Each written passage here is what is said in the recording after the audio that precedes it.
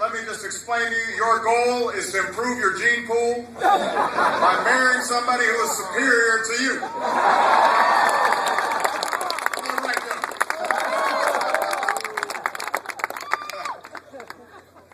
Listen, and as you just heard, when it comes to all of you, when it comes to our military, our veterans, your families, Michelle Obama and Joe Biden have your back. They are working tirelessly to make sure that our military families are treated with the honor and respect and support that they deserve, and I could not be prouder of all the efforts that they've been made.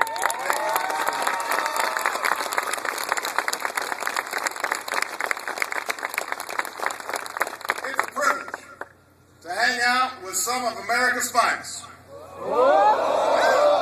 The dog-faced soldiers. Rock of the Mars. We've got a lot of folks in the house. We've got the Raider Brigade. We've got the Spartan Brigade. We've got the Vanguard Brigade. We've got the Provider Brigade. And we've got the Falcon Brigade. Let me thank Major General Abrams and his beautiful wife, Connie, for welcoming us. Abe is doing an incredible job carrying on his family's incredible tradition of service to our country. So we are grateful for him. Give him a big round of applause.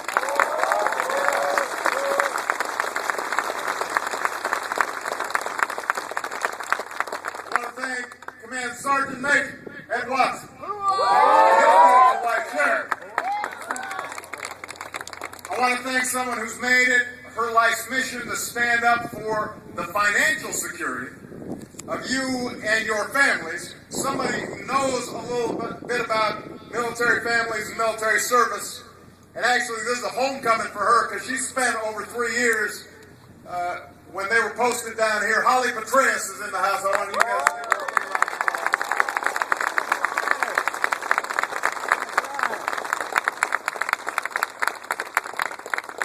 applause. Most importantly, I want to thank all of you. I want to thank you for your service. I want to thank you for your sacrifice. I want to thank you for your unshakable commitment to our country. You have worn the uniform with honor. You've performed heroically in some of the most dangerous places on earth. You have done everything that has been asked of you and more. And you have earned a special place in our nation's history. Future generations will speak of your achievements. They'll speak of how the 3rd Infantry Division's Thunder Run into Baghdad signaled the end of a dictatorship. And how you brought Iraq back from the brink of civil war. They'll speak of you and your service in Afghanistan and in the fight against Al-Qaeda, which you have put on the path to defeat. To the members of the Special Operations Forces community, while the American people may never know the full extent of your service, they will surely speak of how you kept our country safe and strong and how you delivered justice to our enemies. So history will remember what you did. So will we. We will remember the profound sacrifices that you've made in these wars. Michelle and I just had a few moments at the Warriors Walk, paying tribute to 441 of your fallen comrades, men and women who gave their last full measure of devotion to keep our nation safe. And we will remember them. We will honor them, always. And our thoughts and prayers also go out to the troops from Fort Stewart are serving so bravely right now, as we speak, in Afghanistan.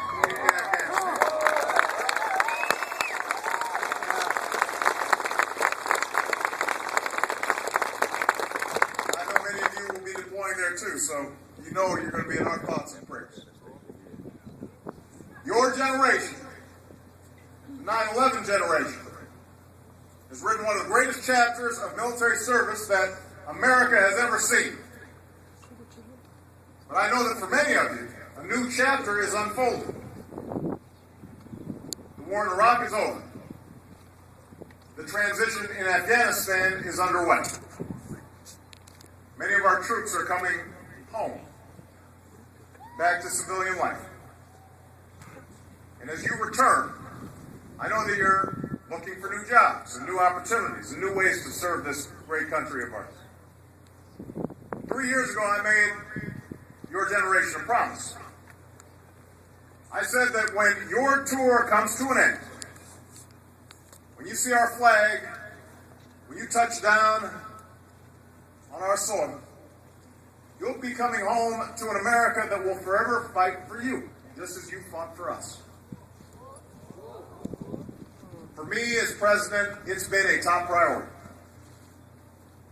Something I worked on as a senator, when I served on Veterans Affairs Committee.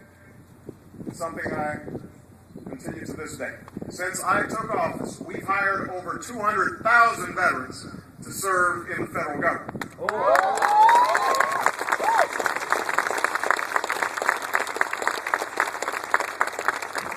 We've made it easier for veterans to access all sorts of employment services. You just heard how Michelle and Jill have worked with businesses to secure tens of thousands of jobs for veterans and their families. And with support from Democrats and Republicans, we've put in place new tax credits for companies that hire veterans. We want every veteran who wants a job to get a job. That's the goal.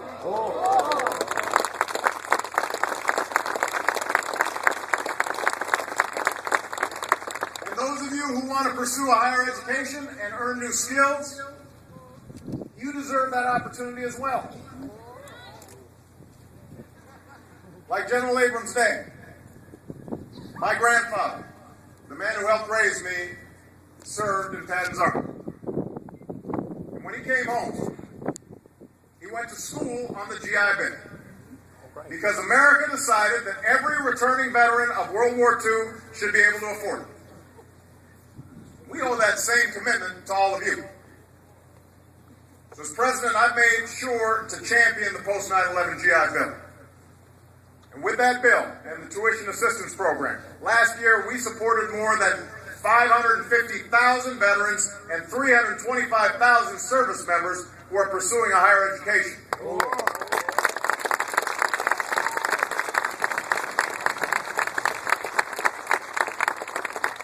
Because higher education is the clearest path to the middle class.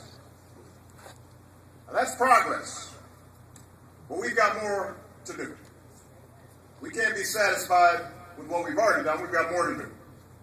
We've got to make sure you've got every tool you need to make an informed decision when it comes to picking a school. That's why Michelle and I are here today. Right now, it's not that easy. I've heard the stories. Some of you guys can relate. You may have experienced it yourselves. You go online to try and find the best school for military members or your spouses or other family members. You end up on a website that looks official. They ask you for your email. They ask you for your phone number. They promise to link you up with a program that fits your goals. Almost immediately after you've typed in all that information, your phone starts ringing. Your inbox starts filling up. You've never been more popular in your life. All of these schools want you to enroll with them. And it sounds good. Every school and every business should be out there competing for your skills and your talent and your leadership. Everything that you've shown in uniform. But as some of your comrades have discovered, sometimes you're dealing with folks who aren't interested in helping you. They're not interested in helping you find the best program. They are interested in getting the money. They don't care about you. They care about the cash. So they harass you into making a quick decision with all those calls and emails. If they can't get you online, they show up on post. One of the worst examples of this is a college recruiter who had the nerve to visit a barracks at Camp Lejeune and enroll Marines with brain injuries. Just for the money. These Marines had injuries so severe, some of them couldn't recall what courses the recruiter had signed them up for. That's appalling. That's disgraceful. It should never happen in America. I'm not talking about all schools. Many of them, for-profit and non-profit, provide quality education to our service members and our veterans and their families, but there are some bad actors out there. They'll say you don't have to pay a dime for your degree, but once you register, they'll suddenly make you sign up for a high-interest student loan. They'll say that if you transfer schools, you can transfer credits, but when you actually try to do that, you suddenly find out that you can't. They'll say they've got a job placement program when in fact they don't. It's not right. They're trying to swindle and hoodwink you. And today here at Fort Stewart, we're going to put an end to it.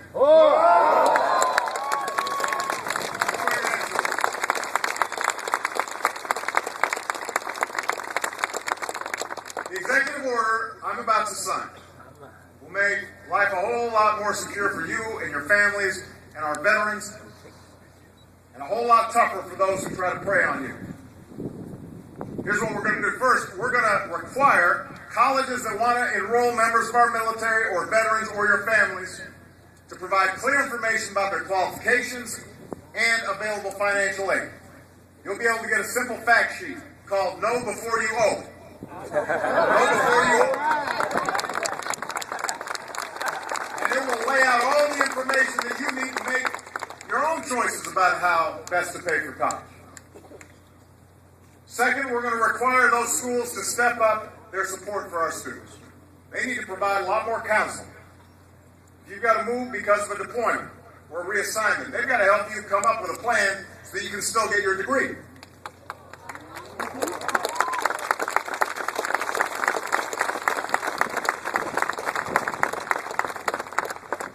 Number three, excuse me. Number three, we're going to bring an end to the aggressive and sometimes dishonest recruiting that takes place. We're going to up our oversight of improper recruitment practices. We're going to strengthen the rules about who can come on post and talk to service members. We're going to make it a lot easier for all of you to file complaints and for us to take action when somebody's not acting right. This is about making sure you succeed, because when you succeed, our country succeeds. It's that simple. After all, at the end of World War II, so many Americans like my grandfather came home to new opportunities. Because of the original GI Bill, by 1947, half of all Americans who enrolled in college were veterans. And you know what? They did pretty well. They rose to become presidents and Supreme Court justices and Nobel Prize winners. They went on to become scientists and engineers and doctors and nurses. 8 million Americans were educated under the original GI Bill. And together they forged the backbone of what would become the largest middle class that the world had ever seen. They built this country. They turned us into that economic superpower. And we can do it again. And we face tough times. We've gone through the worst recession since the Great Depression. 2 wars. But you know what? We faced tough times before. And all of you know something that America should never forget. Just as you rise or fall as one unit, we rise or fall as one nation. Just as you have each other's backs, what's always made America great is that we have each other's backs. Each of us is only here because somebody looked out for us. Not just our parents, but our neighbors, and our communities, and our houses of worship, and our VFW halls. Each of us is here because we had a country that was willing to invest in things like community colleges and universities and scientific research and medicine and caring for our veterans. Yeah. Each of us is only here because somebody somewhere had our backs.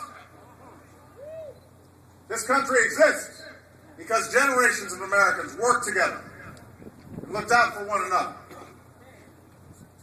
Out of many, we are one. Those are the values we've got to return to. If we do, there's nothing this country cannot achieve. There's There's no challenge that's too great for us. There's no destiny beyond our reach.